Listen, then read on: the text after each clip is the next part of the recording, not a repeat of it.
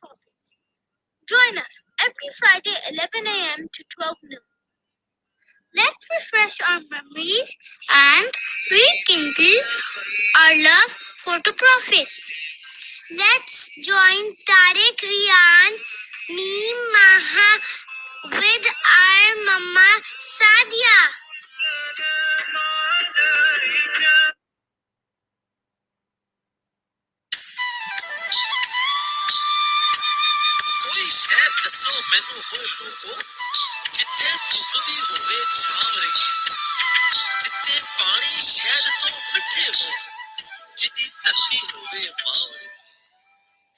The vibrant city of Lahore comes to Milton Keynes. Let's talk about the Lahori vibes, Corona lockdown, and Ramadan in Lahore with Atif and Sadia. Please join our live show every Thursday, 7 to 8 p.m. on Ramadan FM Milton Keynes. You can also join our live stream on Facebook and YouTube.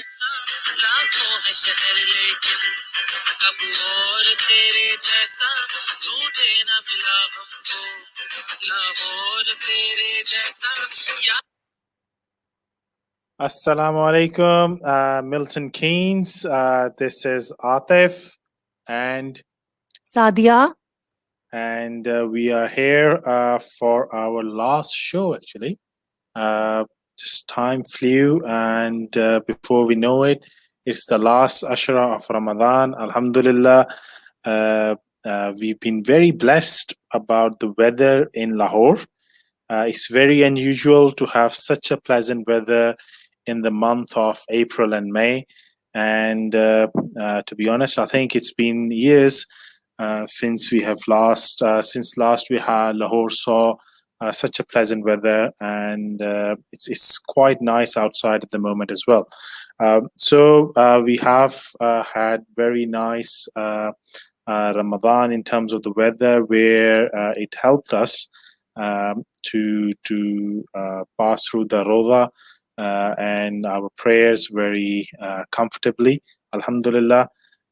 So today, what we're going to talk about? So, Assalamu alaikum, Milton Keynes, and welcome to our last show. I hope that you have enjoyed our show. There was nothing much to learn, but there was a lot of talk about Lahore and Lahori food, and we talked about different waves of COVID-19 and how we are coping up with the pandemic. And we spoke about the third wave as it has hit the Asia, especially India and Pakistan. We spoke about that, and we had multiple interviews and guest speakers who told us about how they have been going through the mental sickness. And we also spoke about that how we can make our mood swings better during this pandemic, and how we can deal with the stress. And we also learned that doing some online business or looking for some ventures online is a very good thing to do at this time, at this moment. So we all should utilize this time and learn to make new lives actually, and to learn how to change our lives, because we never know that when the COVID is going to leave us. So we have got two very interesting guests today with us, so stay tuned with us and we will take them on board really very soon. Thank you for the quick recap. To be honest, I didn't realize we covered so many things, but it's when you just upon reflection of even your day, makes things wonder that what you have done, what you have learned, because it's easy to forget things. And we just done 3 shows, and it's amazing that what kind of experience we had. We learned a lot from the listeners. We learned a lot from you guys who have given us the comments and your feedback and all that kind of stuff. So really appreciate that. Thank you very much. So today's topic is going to be all about moving on in COVID-19. Yes, it's all about how we have to move forward with facing all the situation and dealing whatever we have given in our hands right now. And of course, there will be and there are certain times when we cannot avoid certain situation. So we are going to talk about it, and I'm so excited. I'm just can't stop talking about my two guests because they are going to give a very broad prospect of how we are going to deal with the pandemic.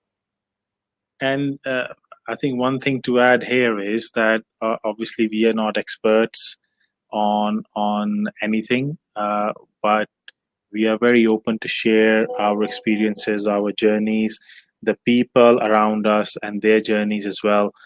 Because at the end of the day, we are all humans, and we just want to make things more real. So the people who are living through things, who have a perspective, and the people who are just like us. So I think I will just introduce my first guest. His name is Dr.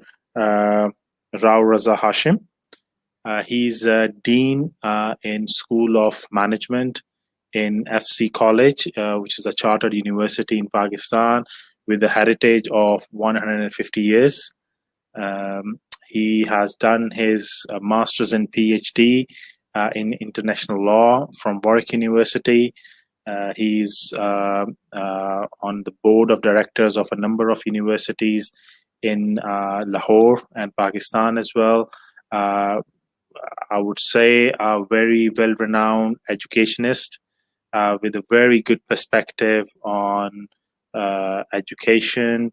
And I think it is a pleasure for us to have Rao Raza Hashim. And it's not just about being an educationist. He is an influencer as well. He is a very sociable person, and many people in Lahore know him, and it's always a pleasure meeting him because he's full of knowledge. And I think having Dr. Rao Raza in our show is going to show us different varieties that how the students especially are going to move forward, and how he sees things in future are going to happen. So because this program is all about moving forward, so let's have our first host. And yes, Atif, can you please carry on? Dr. Rao Raza Hashim, welcome you to the show. You are on air in Milton Keynes and also on Facebook and YouTube, so people can listen to you in Milton Keynes, UK, and Pakistan. Assalamu alaikum. How are you? Walaikum salam, Atif. Thank you for inviting me today and sharing my thoughts on such an important issue. And it's really nice to talk to people in UK as well as in Pakistan. So thank you very much for inviting me. I've taken the liberty to give a brief introduction about yourself, but can you just give a quick introduction about yourself as well, from an educationist perspective, and your current work in terms of higher education as well as secondary education as well? Yes, Atif, I can do that. Well, currently I'm engaged in a couple of projects, but most, the prominent one is I'm currently working as a dean of business school in former Christian College, Lahore, and I'm also the legal advisor.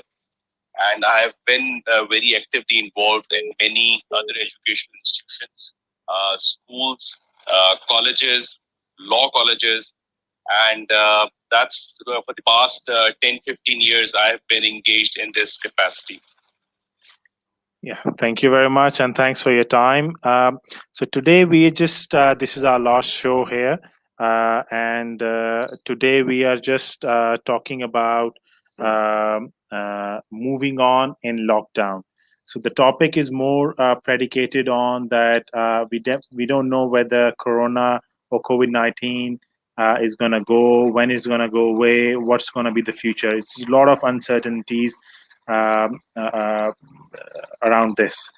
So, what we wanted to understand a bit more from an education perspective is that if it is to stay here, what do you see the future of education, and where do we see? Because for the last 1 year or so, we are more getting tuned to online education or a hybrid mode where we sometimes go to the school and then we have to pull out. So, what are your thoughts in terms of the future of education? Arthur, this is, a very tricky question, and to be very honest, the most relevant question in our industry right now. Uh, this is, if you see the impact of COVID, it is on everyone, on education institutions itself, on students, on families, on the faculty who are engaged in teaching and educating students. Everyone is affected by this COVID-19. Now, uh, it's been 1 year, and we have used many techniques to educate. As a teacher, we have used many techniques to educate students in different modes. For example, direct learning, face-to-face learning, hybrid learning, asynchronous learning, in which you just upload things online and students go and download stuff and watch videos later on. And there are extremely more innovative techniques which we have discovered, such as other than we have replaced class presentations with videos recording, and the different models of education and different ways in which we can assess the students we have discovered. And to be very honest, on a positive note, currently Pakistan overall, the education industry is now 10 years ahead of what it was last year. So, in technology wise, everyone, even the villages, big cities, they were already, well aware of the technologies and the benefits, but they're using it completely now. For example, the university initially, we had online learning management system, and only 25% of the faculty members were actually utilizing the online management software. Now it's 100%. So this big change is a very positive thing in the education industry. And now there are no holidays, to be very honest. Initially, there used to be lockdowns or maybe strikes in Pakistan or some other, if there was a rain, then there were floods. There were so many things happening in Pakistan that there were so many holidays. Now there are no holidays. So, it's a positive thing when I look at how things are evolving. And the resources are endless, the technology is extremely good, and it's really easy to understand and adapt. So I have a very positive feeling that the future of Pakistan is in the right direction. And yes, definitely there is no comparison with face-to-face learning, because that's like absolute way, or the most traditional way in which a student gets a feeling from the complete personality of a professor and the teacher. But we have done a good job overall. The schools, universities, colleges, they have done a great job, and I'm really positive. Maybe COVID goes away or not, this virus, the cases are reduced, but as far as the education system, it has extremely developed in a most advanced way. That's my. Yeah, thank you. I think it's probably one of the quickest adaptation of any technology or behavior or method by a collective society, I would say. I haven't seen such a quick adoption as well as adaptation of new things by different strands of our society. I mean, if I talk about my 3-year-old to an MBA student, both are all of them and everyone who comes in between have to adopt to this new way of learning within a couple of weeks and months, I would say. Yes, Atif, I want to add one more thing. When we are talking about way forward, and we need to look into the current issues and then way forward. in this whole teaching dilemma, teaching online classes, you know, the student, the well-being of a student is affected. We need to look into those things. People in houses, their family members are suffering from COVID. They cannot go outside. They are they're confined in their homes. Even the faculty, they're frustrated. Everyone is. So, the mental well-being is something which is being ignored right now, and it was ignored in the whole 1 year. When we're looking, way forward, if the COVID situation remains with us for another year, we need to work on that area. We need to work on that area, how to improve the well-being of students and the faculty, because that's a very important thing. For example, there's some companies in West, they have made sure that there is no Zoom meetings on Fridays. So they're working from home, but there's so much Zoom or online teaching and everything. They have reduced those, online hours. So that's a way forward, probably, because overall, I feel that this is going to be a big challenge in near future. Yes, we had a guest in our last show, and she was talking about the same thing what you have just mentioned, and she said that she has become OCD because of the thought that the COVID can attack anytime. I would call it attack as well, because the from her prospect, it was really very difficult for her to cope with the studies and also with whatever is happening around her. And she also shared that how the deaths in her family has affected her mental health, and how she is because of course the new generation is not like us, who are like more going out, and we were playing in the garden and playing under the sun, but they are more and spending a lot of time on the tablet and on the laptop. So this is what she was saying, that she is being dragged by the depression. So yes, you're absolutely right by saying that we have to take care of all this, and we have to put our concerns towards students who are facing all the scenario. I agree. And what about Dr. Rao? What about the future of in terms of the skills and all that kind of stuff? Because there are certain technical education that requires you to have some time in the laboratories for the experiments, for testing. How do you see that such courses and such type of education would partake in the coming months and years? Yes, that is a big challenge, and we in our university had detailed discussion on it, and this was one of the primary reasons we introduced or started the hybrid learning in Pakistan. Like, it was already there in the globe, but in Pakistan specifically, we former Christian College Lahore, they really worked hard to push faculty and students to go to a hybrid learning.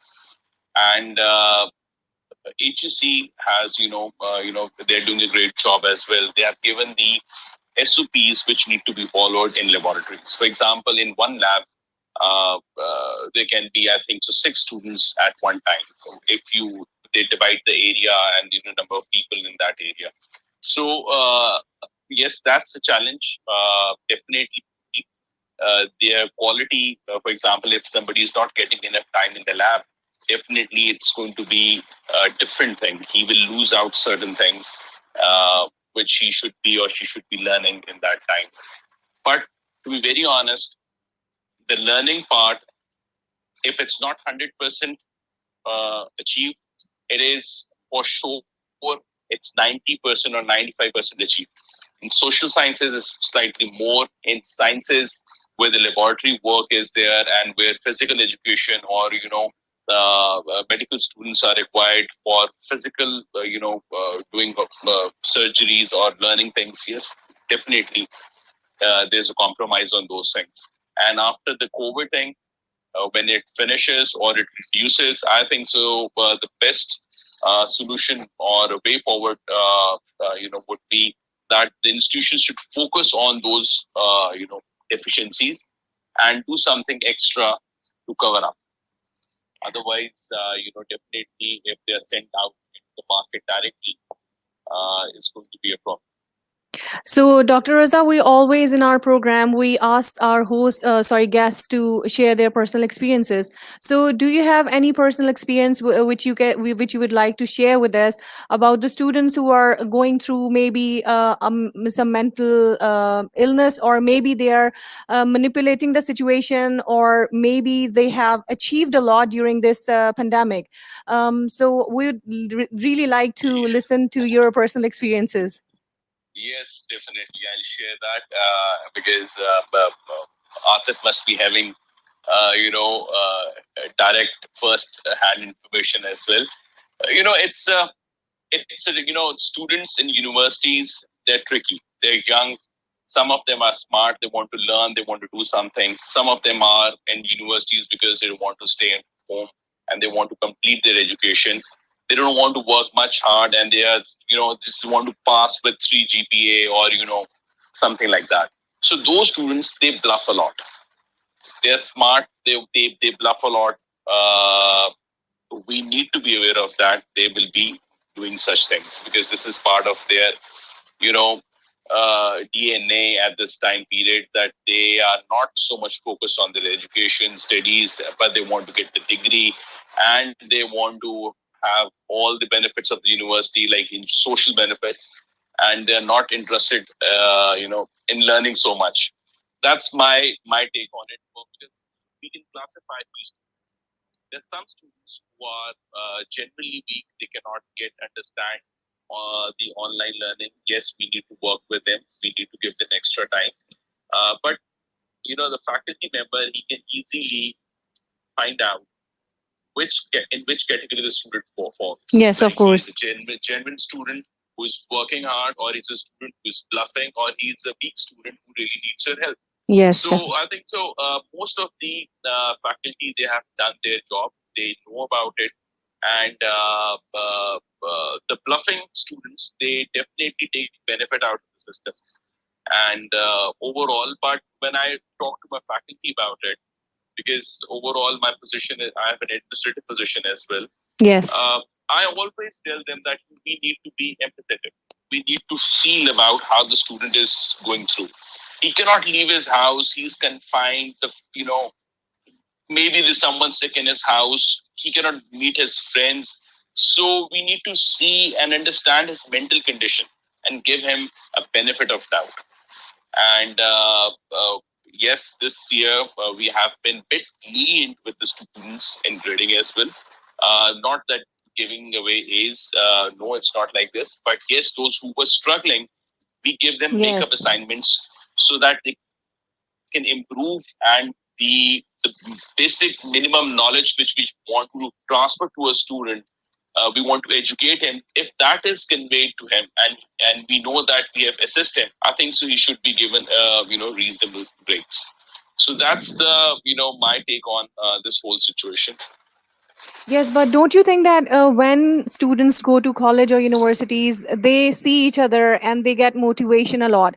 But when they are alone doing work from their room and not seeing each other, so this whole scenario makes them demotivated. Do you agree, or it's just me saying that? No, I totally agree. It's not only the students; it's the faculty as well.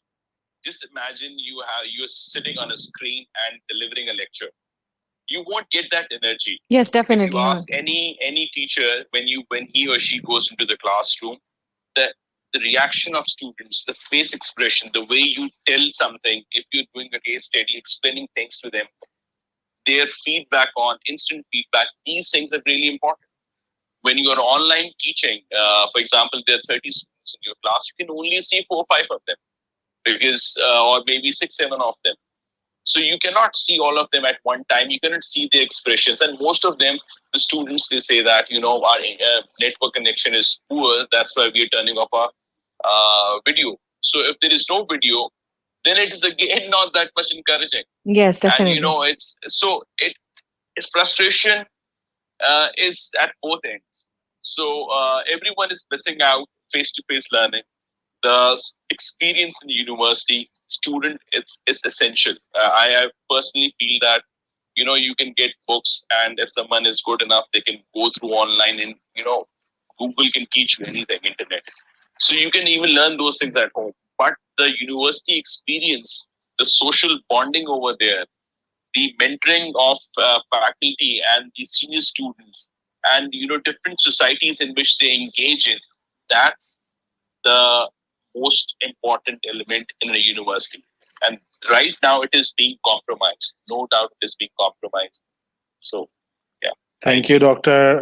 Raza. I would just interrupt you because we are 3 minutes, 3 seconds to the break. So we'll touch base with you again. Thank you very much. Thank you. Ramadan FM. Feed your soul while your body fasts.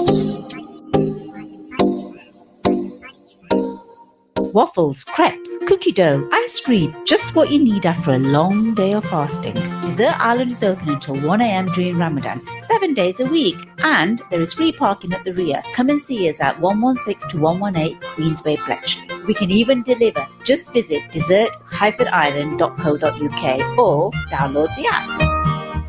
Come and visit us at Al Ansar and find fantastic deals on food and drink.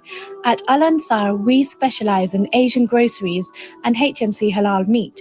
We stock products from all over the world and have everything you need this Ramadan, from big packs of rice, flour and oil to dates, treats and snacks. You can find us at 153 Queens Way in Bletchley or call us on 01908 411 334. Families Relief are working on a special Ramadan program that needs your help and support. Whether you would like to donate zakat, sadaqah, fidya or fitrana, your Ramadan donations will help us distribute food and clean water to impoverished families in needy countries like Pakistan, Yemen, Syria, Palestine and Africa. Help us to help them survive this Ramadan. Donate now on 0114 365 4454 or go online to familiesrelief.org.uk. Together we can save lives. Ramadan Mubarak from Adam Accounting Services. Ramadan Mubarak. Need help with your accounts and tax work? Contact us today on 01908 692 380 and see how we can help. Adam Accounting Services. Friendly local accountants. Call us today on 01908 692 380.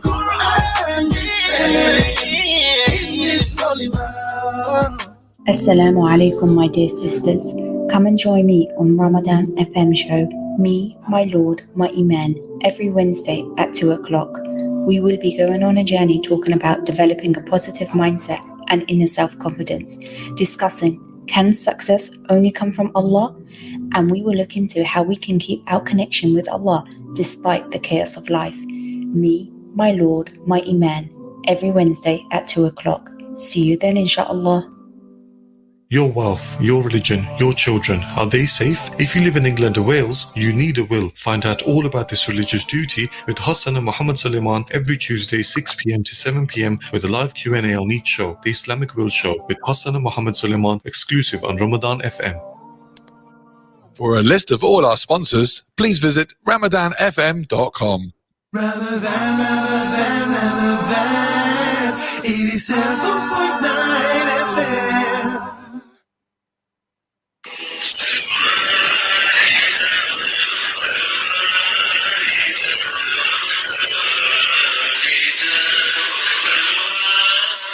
Parenting in Islam is about raising awareness of both deen and dunya. It's about understanding the ibadah, adab, and ikhlaqiyat. Join me, Sadia, every Sunday, 10 to 11 a.m. and let's share each other's experiences of parenting.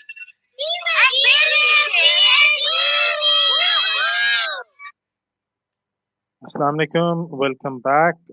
We just went into a short break of commercials. Trying to get Dr. Raza back online. And we would request him to just finalize his comments. We understand we have taken a lot of his time already. So, Dr. Raza, we would just like to take your final comments on any message that you want to give to students for going forward. Yes, Atif, definitely. My message is that, this is very difficult time on every one of us. And if you just pass this time, just go through it, be confident, and focus on what you really want to achieve in this time. Trust me, everything is going to be fine. And our whole future of our, your upcoming generation is in your hands. So you need to be focused, confident, and this time shall pass. And I think you have done a great job so far. And probably in another 1 year time, we'll be all just thinking about and talking about it. How difficult time was it, and how we performed in it. So be confident. Everything is going to be fine. That's my message to all the students. Great, some really good advices from Dr. Rauraza Hashim. So thank you, sir, for joining in such a late hour. I know you are an early sleeper, so thank you very much. And my pleasure. Ramadan Kareem to you, and thanks a lot. Take care. Assalamu alaikum. My pleasure. My Thank you pleasure. so much. you. Thank you. Salam alaikum. Thank you. Walaikum. Thank you. So it was Dr. Rao Raza Hashim, and thank you so very much again for joining us. And he has given us a deep insight of how students are going through the pandemic and how they are feeling about all the scenario and situation, and how there are some manipulators who are using and enjoying this situation and using it in their own favor. So you see, I think if I would like to sum up Dr. Rao Raza's conversation, he was talking all about self motivation, that nobody is going to come and tell you that you have to study. It's just you, your laptop, and you're in your room. And so I think it's the time where we all should have we all should take the studies about self motivation and what it is, because not many of us know about self motivation. So once we get the self motivation in us during this pandemic, we'll be more confident and we'll be more easy in this situation. And then it will help us in going forward, because nobody knows, as Dr. Raza was saying, that maybe it's going to take up to a year or maybe more. So we never know when the situation is going to get over. But the self motivation is the key towards moving forward, and I think he has concluded it really very well. So I give it to my co-host Atif the mic, and I'll see if I can bring on our next host, sorry, guest. We already have two hosts here. Yes, thank you, Sadia. I think education is a big element at the moment. We as parents, we are quite worried about the education of our young ones, because the more we wanted to reduce their screen time, COVID has actually increased it or doubled it or tripled it. Now all their homeworks needs to be uploaded on Google Classroom. They need to take the live class on Google Meet or Zoom, and everything is basically happening with the screen time, which was something that we wanted to avoid in the first place as well. But there is no other option to move forward. So I think these are such circumstances where we need to be very flexible, we need to be very open-minded, and we need to be very mindful of how things can have an impact on us on a short-term and a long-term basis. So really appreciate Dr. Rao Raza Hashim for taking his time. I think I quite enjoyed his conversation, and I hope that you have as well. So we have our next guest, so I will just ask Sadia to introduce him. Yes, so our next guest is, of course, a frontline hero with us. And he is, of course, working very hard to cope with the situation which we are going through in Pakistan. So, Assalamu alaikum, Dr. Ehsan Ahmed Khan. Welcome, Tom. I would like to introduce you yourself, please. What do you do and how you are going through all the situation? Well, currently, I am really thrilled to be on your show, and thank you for inviting me. I am basically working in New Hospital, Lahore, as a frontline healthcare worker for the current COVID patients. Over here in the tertiary care hospital, we have been working day and night tirelessly for the accommodation of the COVID patients that are being brought in on daily basis to our facility, and yeah, that's about it. And so, tell me, have you been affected by the COVID, like mentally and physically both? Yes, I would say over time, definitely we have been under much stress with the patient load that has been increasing with the subsequent number of waves since the past year. The number of inpatients coming on daily basis have increased, and recently through the third wave that we're going through, they have increased tremendously. I would say the workload is really going high for the COVID patients. We are trying to give them utmost care and professional care that is required for these patients. Some are really sick, and we would need round the clock doctors to basically provide the necessary care. And this has been really tiring for us, especially for our team that is being currently working stationed at Mayo Hospital. But yes, mentally it is a strain. Definitely the morbidity and death ratio in Pakistan has been subsequently climbing. So yeah, we have been under a lot of mental stress in terms of managing these patients, giving their family and their attendants, their close ones, the emotional strength and the courage to fight the pandemic. So yeah, we have been under a lot of strain. Plus, the government has been basically helping us a lot with the provisions for the medication and treatment for these patients. But definitely, since the number of patients have increased, it's been really difficult in these past couple of weeks to cope up with this situation and provide the medical care that is actually necessary for these patients.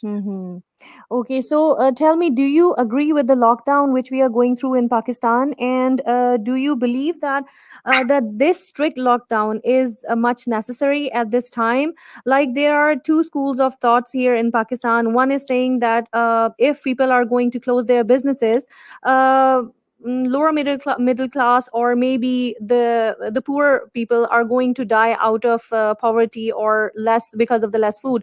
So you think that the lockdown is necessary, and does it help the graph? Would you like to talk about the graph? You are a doctor, so you must know that where the graph has taken after the lockdown.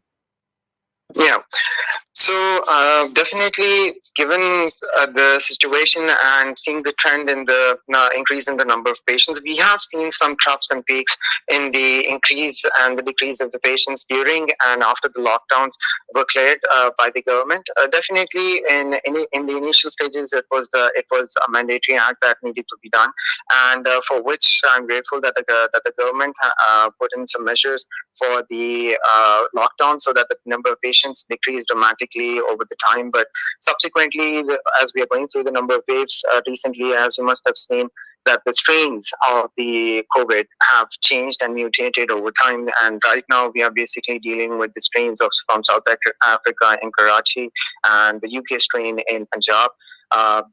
These strains are more prone to causing serious illness in patients, and I would agree to some extent that the government is trying with better measures to counter the current mortality rate in Pakistan, but definitely it hasn't been satisfactory because of the smart lockdown. I would say this is not a very good practice.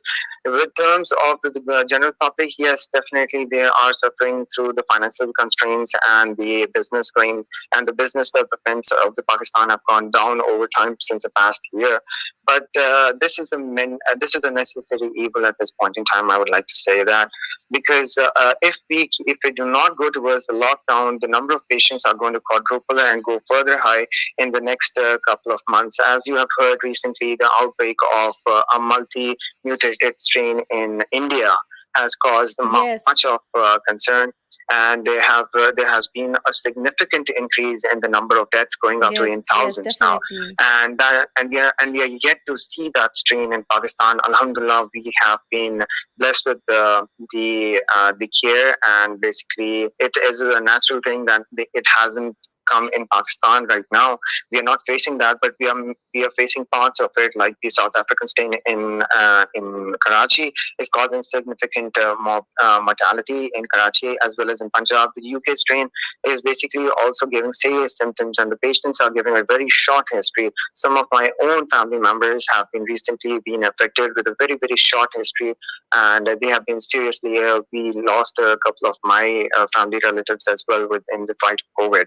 So I would definitely say that we need to go through this. It is a necessary evil that a complete lockdown at this point in time to constrain the population from being affected by the multi-mutated strains from India and the rest of the world, so that we can basically fight this pandemic and wait it out, basically, because that strain does not have any known medical treatment at hand, and no vaccination is basically compatible enough to basically cope with the infection for that, and it is causing serious illness with a very, very high mortality. Yes, thank you very much for summing it all up. And you said it absolutely right. I would really like to know, because all the guests I invite in my show, I would love to listen to their personal experiences. So, both you and your wife, you both are frontline workers. So, I just want to know that what you both are facing, what your personal experiences about this pandemic, and what you both are going through. Well, basically, my wife as well, she is a doctor in your hospital and working in the COVID department. We both have suffered through the COVID pandemic, and she was actually infected last year, and was bed rested for at least 2 to 3 weeks. Yes, it was a lot of mental strain for the family and everything, but given the situation, a lot of people have been going through the same, and it is much of a concern that if we do not stop the pandemic from reaching, or the multiple variable strains that have been sprouted all across the world from reaching Pakistan, we do not have the medical facilities, nor the medical equipment, or the SOPs to basically protect the general population from, or prevent the infection from spreading. There are not many barriers in Pakistan that will basically help us. As you can see in states and in the first world developed countries, they have been trying the utmost to basically prevent the spread of this infection or this pandemic, but it has not given them much of a benefit, because the virus is mutating at a very fast pace. Firstly, it was thought that this could be settled in summer due to the high temperatures. Then basically the prevention was caused by the vaccinations from the different countries that was a global effort, from Germany, from the UK, from China, and right now we basically are being provided with vaccinations. And they have a very high success rate for the known COVIDs, the COVID-1 and COVID-2, but the new strains that are coming up are ineffective. The studies they do not have the adequate data, but most of the patients are in India, like they were going through Sinopharm or Pfizer vaccinations, even those patients became positive and they have lost their lives to the fight of this global pandemic. So this is of major concern at this point in time, and given the scenario, we are much stressed out about the situation, because if we do not go under this lockdown, a lot of patients are going to basically suffer through mortality, and we'll see even more deaths. And you can see the rising trend of deaths in the recent months and weeks. So Punjab government is on a red alert, and basically we are trying our utmost efforts that this strain needs to be stopped across the borders, but still definitely we might fail at this at some point in time because of the smart lockdown policies, which is a necessary evil to basically provide the financial stability to the low economic conditions in Pakistan that has been suffering for the last 1.5 years, and the deteriorating conditions of the people. But the thing is, we might need support from even China and the other countries that we have a liaison for the medical health equipment. But this is the talk for a later I think time. Right now we are just trying to constrain it from crossing border. Okay, thank you so very much, Dr. Ehsan, for sharing a deep insight with us. My co-host has some questions from you, so I hand over the mic to him. Indeed. Assalamu alaikum, Dr. San. Hope you're well. Really appreciate your efforts along with your colleagues who are fighting uh, on the front line for the whole of society. So applaud to you guys first.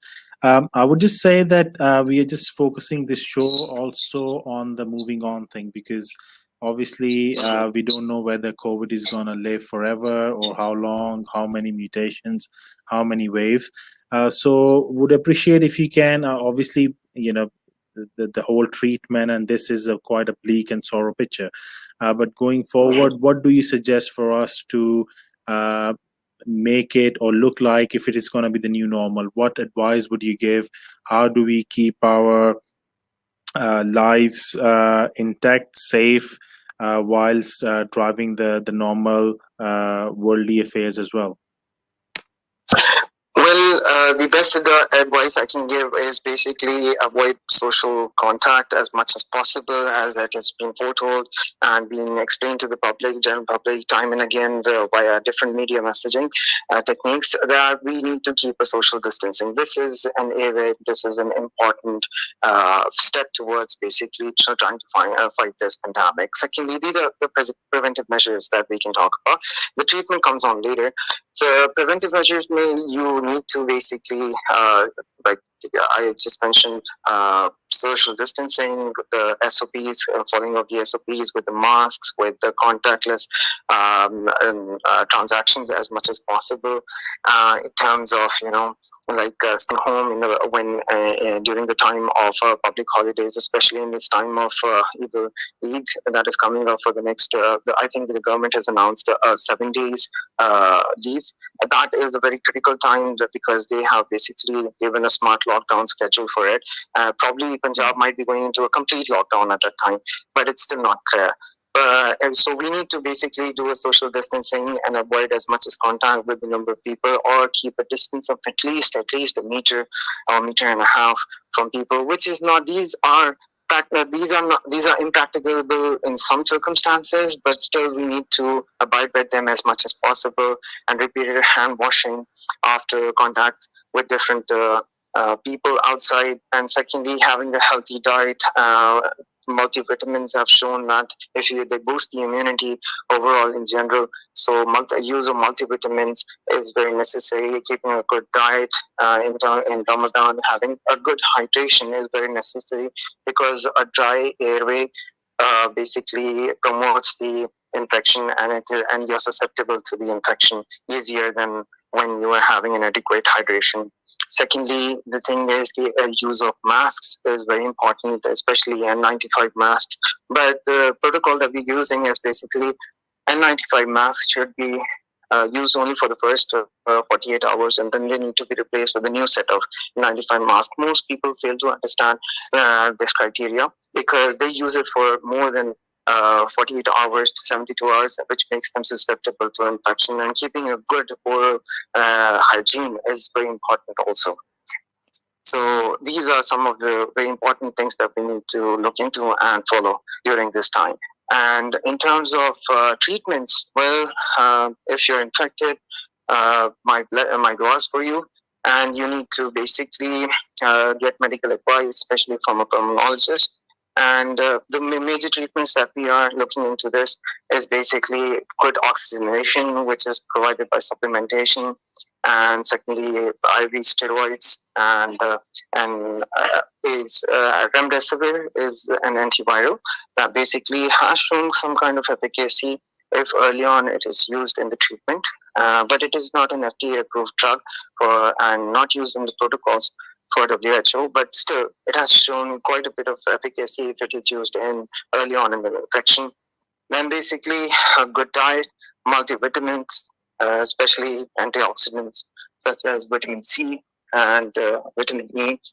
So we need to basically take care of this, and then antihistamines are also used during this, and multiple nebulizations with normal saline and other hydrants. So these are some of the things that are used during the treatment for the COVID patients. And then we need to basically see if the patients are basically recovering. If they're not, so we need to basically even put them on artificial respiratory support at times, which basically requires even further management for antibacterial infections that are caused by these machines, as well as the low immunity state of the patients. So it is basically a fight against an infection which does not have a complete treatment at hand at this point in time. But we are trying our best. No, thanks a lot. That's quite a comprehensive overview of both preventive measures and also what we need to do afterwards. At least I learned regarding the dry airway because I was not aware that that can be quite a dangerous thing considering the COVID-19. So considering it's gonna be summers, so we need to be hydrated and. So that's quite useful. So thanks a lot, Dr. Ehsan. I think we have got some very useful information, both on mental well-being as well as physical well-being from you. Is there anything else, Sadia, you wanted to cover? Yes, I'm so impressed by having you in our show. You have given us a deep insight of how we are going to cope with it, and what is the situation here in Pakistan. Here with our listeners, there are so many hooters as well who are hooting for you. And thank you so very much for joining us. And you guys are doing a great job, and we all are praying for you. Seriously, we all are praying for you. You doctors are doing an amazing job. Thank you. Thank you very much. Couldn't be done without the help of the general public as well. They're also trying to keep themselves away from this pandemic. So I would hope for them as well. Thank you very much for joining us today. Do you have any message which you want to give to our listeners here in Pakistan as well in Milton Keynes? Oh, yes, definitely. We need to basically, these are the general things that I've spoken about, but one of the most and foremost important things that we need to consider at this point in time is basically abide by the normal SOPs that is required for the prevention, because prevention is necessary. Cure is not still there. So we are basically fighting an infection that does not have a cure, and the rapid mutation of this virus has caused a global alarm, and definitely is taking a lot of lives. So we need to basically be in the preventive phase so as to prevent the spread of this infection. So everyone has an important role in this. If you guys can please take care of yourself, that means you're taking care of the society. So just try to do the right thing and abide by the protocols and the preventive measures that I've just explained. And inshallah, we will fight this together. Thank you very much, Dr. Hassan. It's lovely to have you on our show. Inshallah, we'll have you in our next year's show as well. It's lovely talking to you, and thank you so much for giving us a deep insight of the situation. Yeah, thank you very much. Take care. Assalamu alaikum. Thank you. Assalamu alaikum. Walaikum salam. Allah Hafiz. Okay, so that was Dr. Ehsan. So we had two doctors in our show today. One was an academic doctor, Dr. Raza Hashim, and the other one is a medical doctor, Dr. Ehsan Ahmed Kazmi.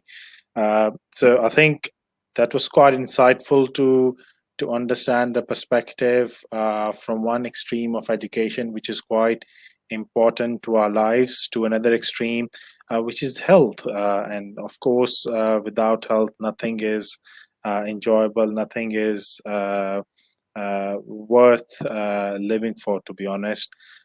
So thank you for both the guests for taking the time and joining our show. So what is next? We have about 3 minutes to the break time. Are we having a 1 hour show or 1.5 hour show? So initially our show was for 1 hour, and then it was pushed back to 1.5 hour.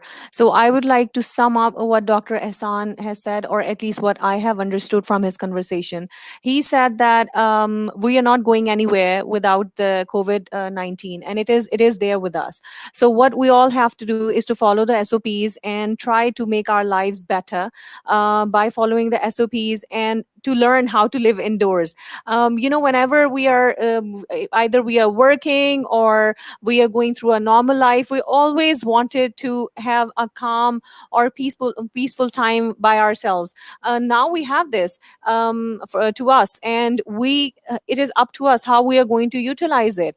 And either we are going to go into depression and thinking more about how lonely we are, or we can utilize this time and think how we can do wonders and how we can do different things and learn new technology and learn new things in this. And those who are working, of course this is difficult for them. Working from home is not never easy. And of course there are people who are going through a lot of stress and depression, as we have spoken to them as well in our previous shows. But we have to follow the SOPs just to avoid a serious illness. And trust me, this situation, which as Dr. Hassan has mentioned, it is getting worse after the different variants of COVID-19 here in Pakistan. And if the situation is gonna go out of hands, then the Pakistani government, it would be very difficult for us to handle it. Just like in India, they are unable to handle all the situation. So he told us that the situation here in Punjab is on red alert, and doctors are working really very hard. And he also told us about the diet and what kind of medication we are supposed to take during these days. And I think that it's a healthier lifestyle, because we were going more towards the junk food, and we were more about the taste rather than the healthy diet. But now the pandemic situation has completely changed our diet, and we are bringing in those diets which are like maybe grandfather or great grandfather were taking. So we are we're taking, and we are actually trying out our family recipes to boost our immunity. As long as the medication, yes, we are using them as well. So yes, it is advisable to use the SOPs and concentrate on your healthy diet. So do you have anything else to say before we head towards our next block of Edwards? No, I've just realized that I'm actually getting good at it. That we're not gonna have a ad break because it's about 16 minutes left for the adhan in Milton Keynes. So we will carry on till you break the fast. So I think I would just like to change the topic slightly because recently uh, just heard the topic of Sheikh Abdul Hakim Murad, and it just made me think a lot. And we discussed about it as well, Sadia, because one of the things that he mentioned was that COVID has pushed us towards loneliness and against the human social nature.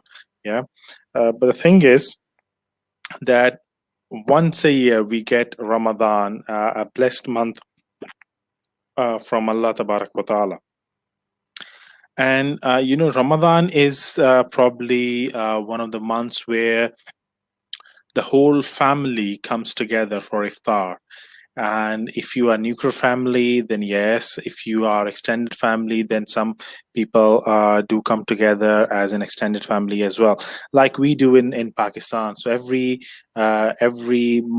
year, all the whole family, so my father, my brother, my real uncle, my two cousins, we all come together and have iftar every single day. And the beauty of it, thinking about it, is that this is probably the only 1 month in the year where the whole intergenerational family comes together. So from our 1 year old Muhammad Hussain, who's my nephew, to my father, who is at the moment the eldest in the family, they just sit together every single day for a month. And I think this is something that we need to cherish on. This is something that we need to learn from and try to impart our experiences and our knowledge to each other. Because in the modern world, with social media rampage, and so many other things which is eating up our time, whether it's a useful time or not useful. Let's not debate about it. uh, it is it this time is precious. And if I would say that, my kids, they learn a lot from their grandparents. They learn a lot from their cousins, and also from the elders in the family. And I think this is the time for bonding. This is the time to come together stronger as a family, because even if we were not very close, COVID has created more fissures within ourselves, within our families. And I think that is not healthy, because when you talk about support, when you talk about learning experiences, family matters a lot. And I think Ramadan, like when we were in Milton Keynes, Sadia, when we moved back to Pakistan, the first Ramadan, the first thing Muhammad Tariq said, that we used to go to masjid for iftar. What are we going to do in Pakistan now? And that was a sense of belonging, that when we used to do the iftar as a community, it started to create that kind of family bond, that every week you used to see everyone, how you doing, is everything okay, how's your iftar, rosa for today, how's the work. And this is something which is, I think, we need to encourage a bit more and make most of it. Yes, when we are talking about a family gathering, I would like to mention here that we are taking care of SOPs, and most of our elders and most of our family members have got vaccination. And although it is still not safe, even after the vaccination, it is still not safe. But we are following the SOPs, and we are taking care that how we can be together, and yet at the same time we can be safe from each other as well. Of course, we have elders as well in our family, so we are more careful towards them. So it's a complete different change of lifestyle. Here in Pakistan, we used to hug each other whenever we used to greet. Now we have stopped doing that. We have stopped shaking hands. So that's a complete different lifestyle. And when we talk about sitting together, um, we all must agree that all the education is coming from the tablets or the screen time. And then after their classes, they are given these projects which they have to do online as well. And so they are spending a lot of time online, so a lot of screen time. And then there it is building them and creating them and bringing them more close towards the screen. And it becomes really very difficult at times that they unintentionally go towards the screen or towards the PlayStation, even if they are tend to go play outside. But when they see it, they're like my older son, he always tells me that, oh mama, I was just going to do this, and then I just thought about the tablet, and I started to Google something. So when you we are during Ramadan, it is something really very amazing when you have this get together. It allows you, because of course you have to eat, and it's like a festivity, as you all must know that Ramzan is a festive month. So there is a lot of food on the table as well, and kids love, everybody has something which they like on the table. So kids really love the food which is there, because it is the festive month. So they not just get present because of the food, they also talk to their elders as well. So this iftar becomes a source of connecting them with the elder generation, which is really very amazing to see. While on the other hand, it becomes really very difficult to ask them or tell them to please listen to your elders, or go sit with your grandparents and listen to them. But because their lives is really very fast, they want to play, they want to explore, they want to do new things. But this iftar has bringing them close together. I really want to give a huge shout out to those who are doing the sahur and iftar all alone and all by themselves. And of course, these are very tough times and very difficult times for them. I've just spoken to one of my friends today from Milton Keynes, and she's going through some tough times because, of course, she has got three little kids and they just miss the mosque iftar. And the mosque iftar has been delayed, and they never know that when they're going to open the mosque iftar. And they really miss that get together and that connectivity with the social circle around them. So she was saying that people have become more scared of mingling, and people have become more scared of seeing each other, especially sharing their plates with them. So I would really recommend that you can just have like a Zoom iftar together, maybe once in a week or maybe twice in a week with your friends, where you can all dress up and put some effort on the table, and it can just motivate you and do things together with your kids. Yesterday, I just did a bit of baking with my little ones, and they were just so happy to show their dish to the family and to tell everybody that this is what they have made or they have baked, and that was the first thing they ate. So things like this, and maybe you can give some suggestions and ideas that how you can make this lonely time of iftar and sahur more of like a festive or more of like an occasion of socialism during this pandemic and considering the situation nowadays. So do share in comments that what are your ideas. I am giving you the idea of doing the Zoom call with your friends on different like gadgets, like you can use the telephone or you can use the laptop or whatever you have, you can do that. The other day, my one of my good friend, her son has got really very good position in a firm, and we have decided to celebrate that, and we have decided that we are going to put on very fancy clothes, and we are going to have a nice get together via Zoom. So I think and trust me, I'm really looking forward to it.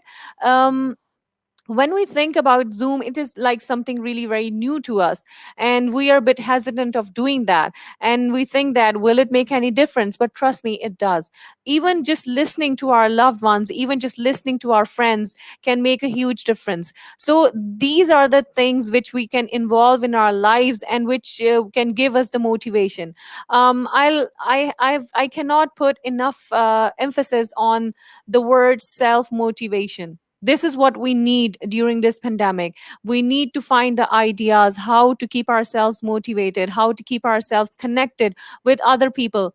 Where there is a lot of loneliness in the world, on the same time, we can be well connected to people whom we always thought that we are going to talk to them or call them or write to them or text them. But this situation has given us enough time, also an opportunity to connect with our loved ones. Yes, thank you, Sadia. And I wouldn't go for the Zoom iftar. I would suggest going for the Google Meet iftar, because Zoom disconnects after 40 minutes, but Google Meet can go on for 2-3 hours uninterrupted. That's just being the techie side of me. Uh, but yeah, I mean, where you have restrictions, where you have issues, where things are not practical enough to meet in person, just try some different and innovative ways to keep connected. Um, and I think one of the other things about the intergenerational iftar, uh, it's just a term, but it's everything that we do every day, where we all sit together and do the iftar, where the elders and the need to appreciate the efforts put by the youngsters. For example, our elders, they pay some money to the young ones who are doing their iftar, although they are like 6 years old or 7 year old. They do the iftar over the weekend, so money is just like a token of appreciation that you have put a lot of effort. Go get yourself some candy or biscuits or whatever it is. So it's again, it promotes a culture of appreciation, promotes a culture of empathy, promotes a culture of connectiveness, and I think that's really useful. And why don't you want to share that what you started doing? Sharing the profit stories with with the kids after the iftar? Yes, so of course you all must know that I'm doing a show on Ramadan FM. It's called The Prophet Stories. It's on every Saturday, 10 to 11 a.m. UK time. UK time, yes. And in Pakistan, it is 2 to 3 p.m. But just doing that one activity with them I can see an immense difference in them. They would love to talk about it. My little one is 3.5 years old, and trust me, she knows the name of all the prophets, and that is so impressive. We think that telling them the fairy tales, or talking about the poems or maybe the cartoons would make them happy, but trust me, these religious stories are more important to them, and they enjoy more while listening to them. Somehow I've seen that it is like in human nature. They would love to talk about what is divine. So whenever we talk about the prophetic stories, it's of course it's divine, and they just love it, they enjoy it, and they get so excited, and they love to share what they know about the prophet. And we have started this practice of doing it at every Saturday, after the iftar in our family house, because during the weekdays not everybody is there, not the whole family comes, and we get together, but on Saturdays everybody gets together, and there are more children, and we have more time as well, because the next day there is no online classes. So we do that. And there's one thing I really want to share is there was Ramadan is not just a month where we is not just a month or the only month where we do the get-togethers, or we celebrate Islam, but it is to it is a reminder for us. And of course in Ramadan all the rewards gets manifold by Allah subhanahu wa ta'ala. So we try to get benefit as much as we can. And some people say that for you Islam is only for 1 month, but for us our religion is for the whole year. But we would say that for us the religion is for the whole year as well. But this is the time to detox ourselves. This is the time to detox our body and soul as well.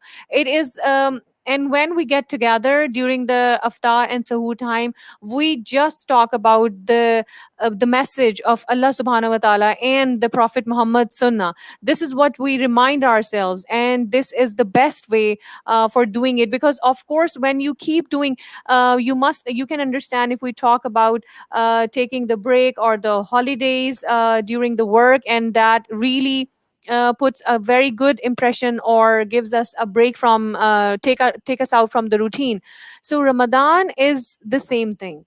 It gives us a break from day to day life, and we put our all intentions and efforts to make Allah subhanahu wa ta'ala happy. And then throughout the year we remind ourselves with the what we have done to Ramadan, and how we can keep ourselves doing the same thing and keep ourselves on the right path. So we are heading towards the adword block. I think this is going to be the end of the show, Sadia. We have 23 seconds left. Really appreciate all the listeners for listening to us throughout Ramadan. If we have stay healthy, inshallah, we will try to do the same show next year. Hopefully, it's not going to be lockdown show. Hopefully, it will be something more funful. Take care. Assalamu alaikum. Thank you so very much. Thank you. Assalamu alaikum. دع الأيام تفعل ما تشاء وطب نفسا إذا حسن القضاء ولا تجزع لحادثة الليالي فما لحوادث الدنيا بقاء وكن رجلا. بسم الله الحمد لله والصلاة والسلام على رسول الله وعلى آله وصحبه ومن والاه ما بعد. So recited the ending of Surah Yasin, and